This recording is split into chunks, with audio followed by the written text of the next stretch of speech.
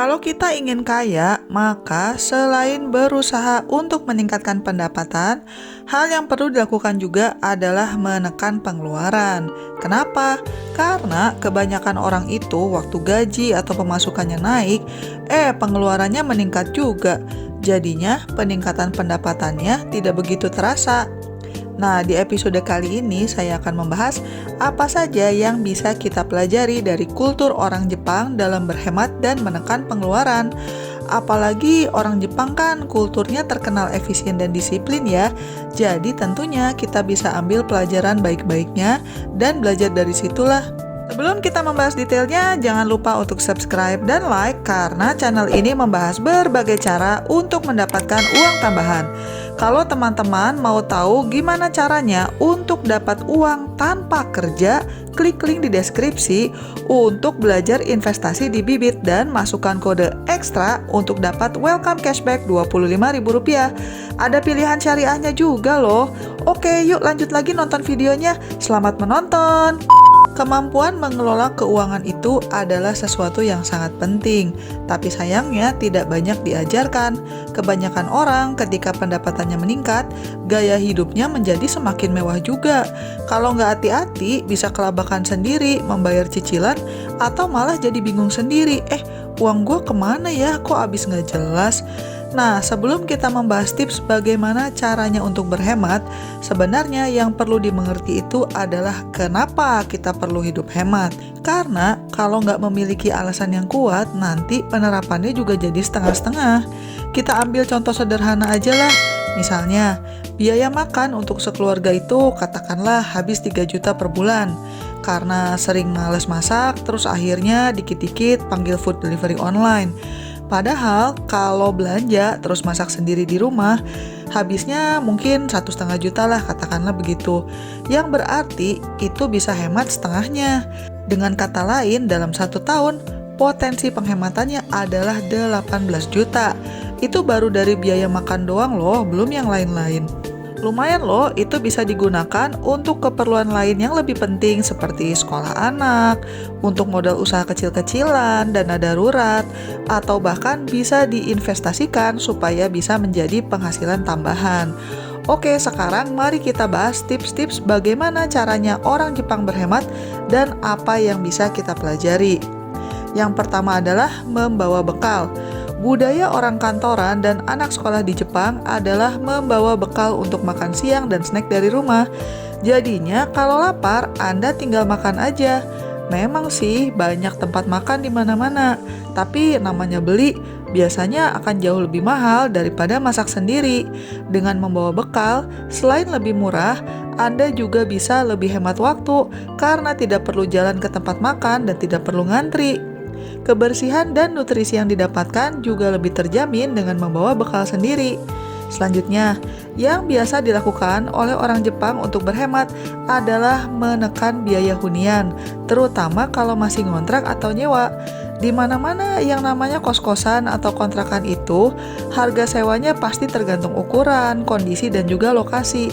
Nah, untuk menekan biaya bulanan, yang biasanya dilakukan oleh orang Jepang adalah tinggal di tempat sederhana dan ukurannya tidak terlalu besar. Cara mensiasati bisa hidup di tempat yang sempit adalah dengan memaksimalkan penggunaan ruangan yang ada.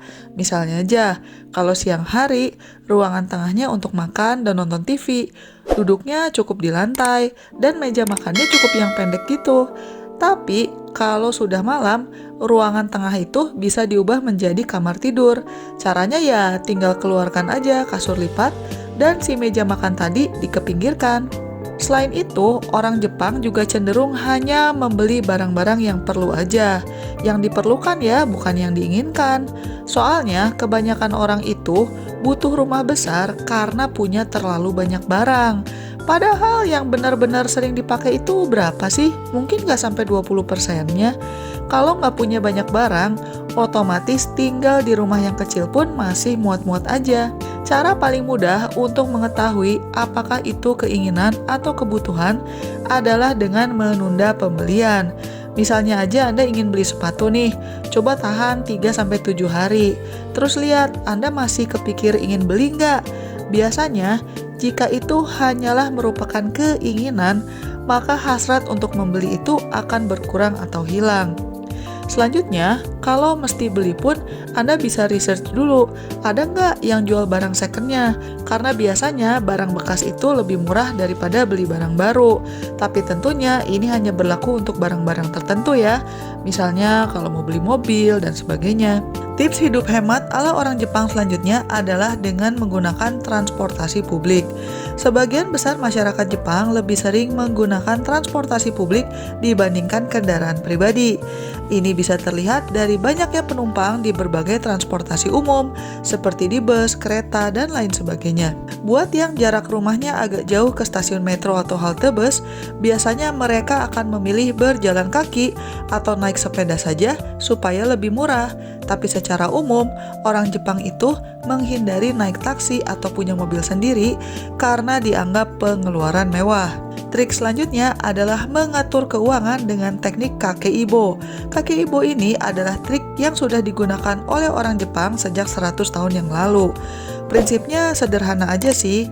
Intinya, sedari awal, Anda sudah memisahkan uang sesuai kebutuhan. Jadi, habis gajian, uangnya udah dialokasiin nih. Sekian untuk bayar sekolah anak, sekian untuk beli belanjaan bulanan, bayar listrik, dan seterusnya. Kalau mau lebih disiplin lagi, uang cashnya bisa ditaruh di amplop yang berbeda-beda. Tapi ya, zaman sekarang udah maju lah ya, bisa digital aja. Alokasi pendanaan ini bisa ditulis aja di smartphone kalian. Sesudah itu, tulis juga secara detail pengeluaran kalian per harinya. Jadi, tiap bulannya kalian bisa evaluasi nih, pos keuangan mana yang memenuhi target alokasi, pos mana yang jebol, dan yang mana yang masih bisa lebih dihemat. Dari situ, pengelolaan keuangan kalian bisa diperbaiki untuk bulan berikutnya.